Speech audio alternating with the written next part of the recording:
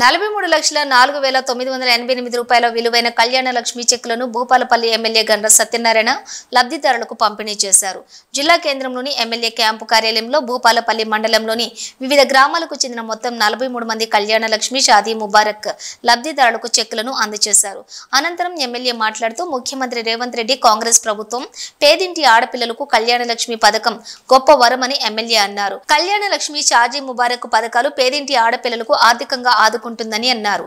అర్హులందరికీ అందించేందుకు ప్రభుత్వం కృతనిశ్చయంతో ఉందని అన్నారు. రోజు భూపాలపల్లి రూరల్ అర్బన్ లో 43 మందికి 43,04,988 రూపాయలను ఈరోజు కళ్యాణ లక్ష్మి చెక్కులు పంపిణీ చేయడం జరిగింది. ఈరోజు ఆర్థికంగా ఆరోగ్యకరంగా లేకున్నా ప్రజా సంక్షేమ పథకాలు ఈరోజు మరి ఏది కూడా ఆపకుండా ఈ ప్రభుత్వము చిత్తశుద్ధితో పనిచేయడం జరుగుతుంది.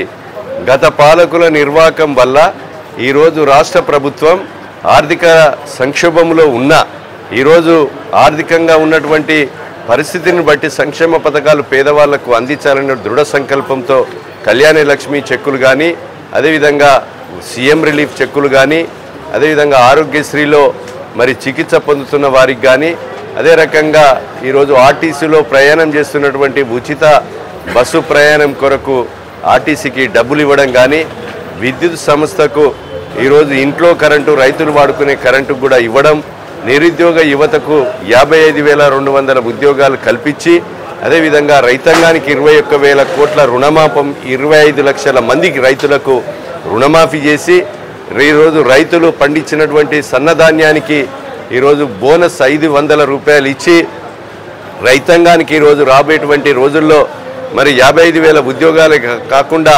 పేదలందరికీ ఇందిరమ్మ ఇండ్లు కట్టించి రైతు భరోసా కూడా మరి రైతులకు అందించే విధంగా ఈ ప్రభుత్వము చొరవ చూపడం జరుగుతుంది. అదే రకంగా 5 లక్షల ఆరోగ్యశ్రీని 10 లక్షలకు పెంచడం, ఈరోజు సన్న బియ్యం కూడా వచ్చే నెల నుంచి ఇవ్వాలనేటువంటి ఒక దృఢ సంకల్పం ఈ ప్రభుత్వం దగ్గర ఉంది. అదేవిధంగా రేషన్ కార్డు లేని వారందరికీ కూడా ఈ నెల నుంచే రేషన్ కార్డులు పూర్తి చేస్తాం.